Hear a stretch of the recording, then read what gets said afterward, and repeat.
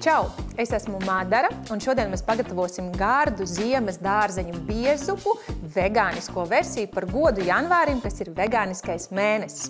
Sāksim mēs ar to, ka mēs uztaisīsim dārzeņu buljonu, kur es jau esmu iepriekš sagatavojusi, aplejot ar karstu ūdeni vienu dārzeņu buljona kubiciņu. Katliņš jau sildās.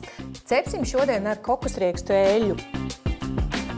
Eļļa ir uzsilusi, mēs ilgi negaidām, to nededzinām un pievienosim pusi kilogramu saldēto dārziņu. Dārziņiem ir jāatkūst, jo tie ir bijuši saldēti, un tad tur var atļaut viņiem pašiem savā nodabā to izdarīt katliņā, pamazām apmaisot, lai tie nesāktu degt. Principā dārziņi ir apcepušies. Tas, ko mēs darām, liesim klāt puslitru dārzeņu buljonu.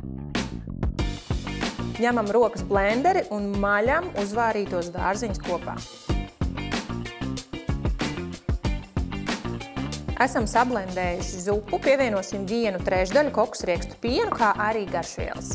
Kamēr zupa vēlreiz nedaudz pavārās, mēs jau sildām pannu, lai apceptu riekstu un sēkliņu maisījumu.